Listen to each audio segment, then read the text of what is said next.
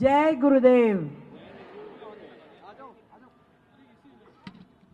पूज्य गुरुवर के चरणों में प्रणाम करते हुए आज इस विशाल आयोजन में आप सभी के माध्यम से गुरुजी को धन्यवाद करती हूं कि उन्होंने दिल्ली में इतना सुंदर महासत्संग का आयोजन कर आपके आने का पधारने का कष्ट किया। मैं चाहूंगी कि गुरुजी के चरणों में एक बार जोरदार तालियों के साथ हम अभिनंदन करें। आनंदम, सच में यहां इस महासत्संग में उपस्थित होकर एक ऐसे परम आनंद की अनुभूति हो रही है जिसका व्याख्यान गुरुजी मैं शब्दों में नहीं कर सकती। एक महासत्संग, आर्ट ऑफ लिविंग, जीने की कला, और वो भी विश्व के 180 से ज्यादा देशों में आपके माध्यम से करोड़ों लोगों को जीवन जीने की जो कला सिखाई जा रही है। मैं साक्षात आपको प्रणाम करती हूं कि आपकी ये मुहिम, आपका ये कार्य पूरे विश्व में जो बात हर भारतवासी सोचता है, वसुदेव कुटुंबकम, उसको चरितार्थ करती है।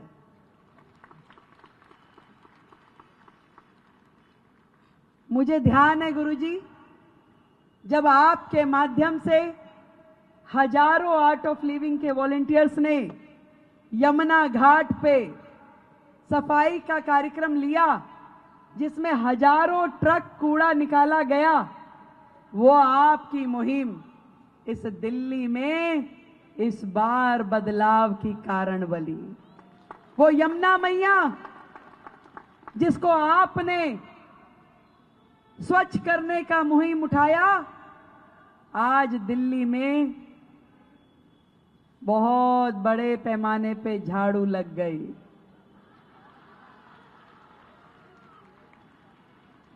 मैं तो कहती हूं जो यमुना मैया के पापी हैं, जिन्होंने मां को कष्ट दिया, उनको कभी सुकून मिल ही नहीं सकता था। पर आदरणीय नरेंद्र मोदी जी, देश के प्रधानमंत्री, जो उन्होंने विकसित दिल्ली का स्वप्न देखा है, उसको साकार करते हुए गुरुजी आज हम सब ने, मैं और मेरी पूरी सरकार ने, मेरे विधायक कैबिनेट आदरणीय विजेंद्र गुप्ता जी जो हमारे स्पीकर हैं, हमारे विधायक तिलक राम जी और हमारे सातों सांसद, जिसमें मेरी बहन कमलजीत जी स्वयं यहां उपस्थित है, हमने बीड़ा उठाया है कि ये यमुना माई को पूरा स्वच्छ करते हुए एक इतना सुंदर रिवर फ्रंट बनाएंगे कि एक महा आरती का आयोजन आपके माध्यम से वहां कराना है।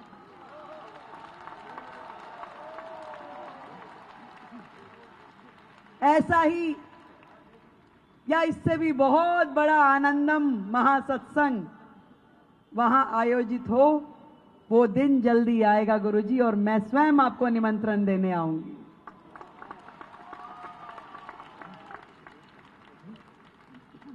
मैं तो बहुत एक छोटी साधारण सी व्यक्ति हूं, साधारण से परिवार की बेटी हूं।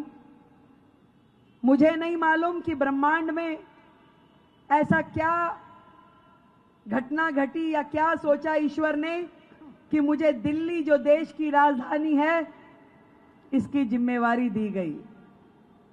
पर शायद यमुना मैया ने यह काम करवाने के लिए मुझे माध्यम बनाया हो, दिल्ली का विकास हो, नरेंद्र मोदी जी के नेतृत्व में शायद मुझ बेटी के हाथ से यह काम हो।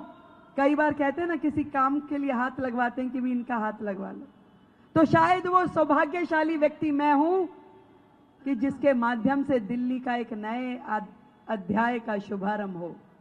गुरुजी, मैं बहुत सौभाग्यशाली हूं कि आपके चरण यहां पड़े और मुझे आशीर्वाद लेने का मौका मिला। अभी मैं नई मुख्यमंत्री बनी हूं, केवल 10 दिन हुए हैं, और ऐसे में आप स्वयं यहां पधारे और मुझे आशीर्वाद मिला। देखो, ये मैं माला भी नहीं निकाल रही हूं, इसकी सुगंध मेरे मस्तिष्क में एक ऐसी पॉजिटिव एनर्जी दे रही है जिससे मेरी ऊर्जा बढ़ रही है। मुझे ऐसा लग रहा है, अभी तक कोई मुझसे पूछ रहा था कि भाई रेखा जी मुख्यमंत्री बन के कैसा लग रहा है, तो मैं कह रही थी डर लग रहा है। इतनी सारे काम, इतनी सारी आशाएं, इतनी सारी अपेक्षाएं जो दिल्ली की हमसे है वो पूरी करनी है, तो मन में थोड़ी सी घबराहट हो रही। पर आज कह सकती हूं, इस मंच पे खड़े होके आपका आशीर्वाद लेके एक संकल्प, एक प्रण और एक मजबूती मेरे दिल को मिली है।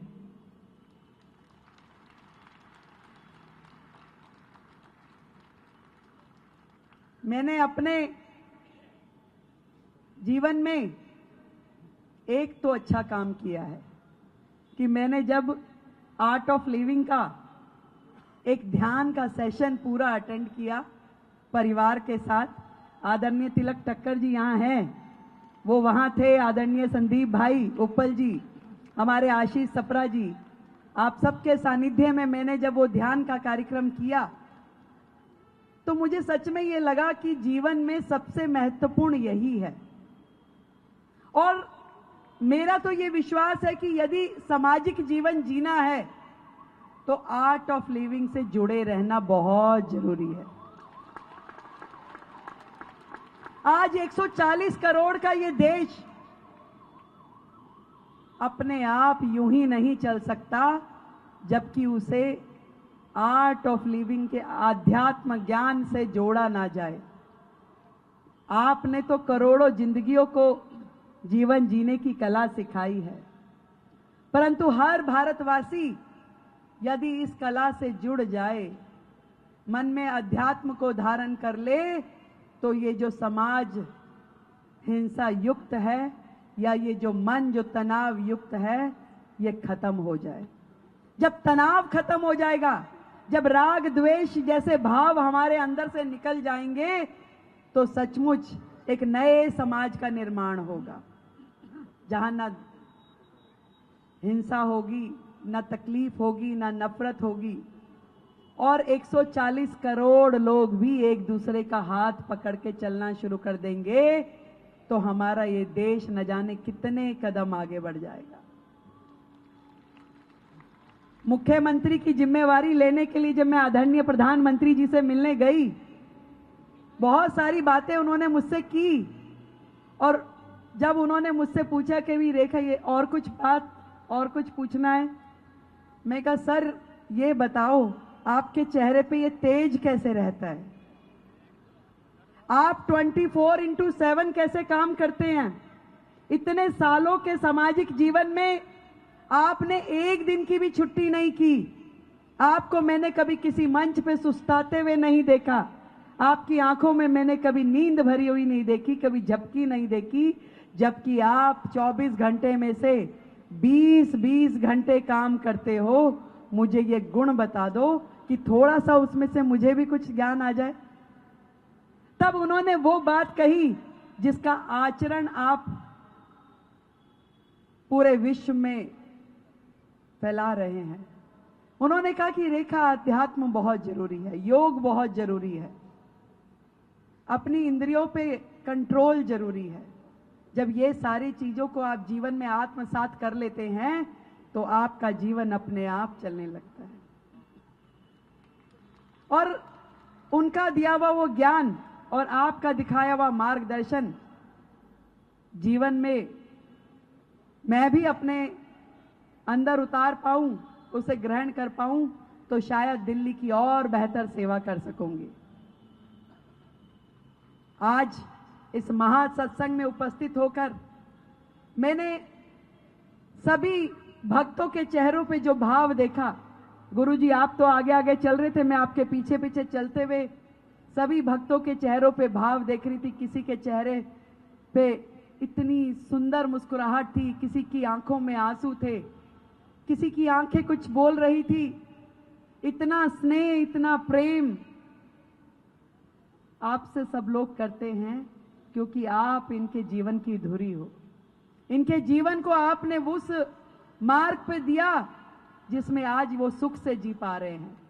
शायद घर में धन कम हो सकता है पर संतोष बहुत है, और ये सब मुझे लगता है कि आपके मार्गदर्शन का ही फल है। आप यहां आए, आपने समाज के लिए इतने बड़े बड़े प्रोजेक्ट किए, ना केवल लोगों का जीवन सुधारा बल्कि पर्यावरण से लेकर के समाज हित में न जाने कितने ही प्रोजेक्ट्स पे आपने काम किया। करोड़ों पेड़ लगाने का, नदियों को साफ करने का, जल संरक्षण का, अनेकों अनेक प्रोजेक्ट आपके माध्यम से देश में हुए हैं। और मैं ये समझती हूं कि ये देश चल भी तभी सकता है जब पूरा समाज अपने अपने जिम्मे कोई ना कोई एक काम ले ले। एक काम देश के नाम, एक छोटा बड़ा कुछ भी। और आपने तो न जाने असंख्य प्रोजेक्ट समाज और देश को ऐसे दिए हैं जिससे देश तरक्की की राह पे आगे बढ़ा है।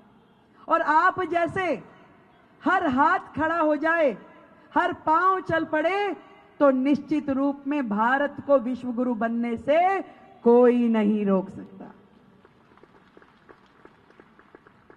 आज हम सबको आपके जीवन से प्रेरणा मिलती है और हजारों हजार लोग इस प्रेरणा को पा करके समाज हित में, जन कल्याण में और मातृभूमि को समर्पित हो कार्य करने लगेंगे तो सच में एक स्वर्णिम अध्याय शुरू होगा।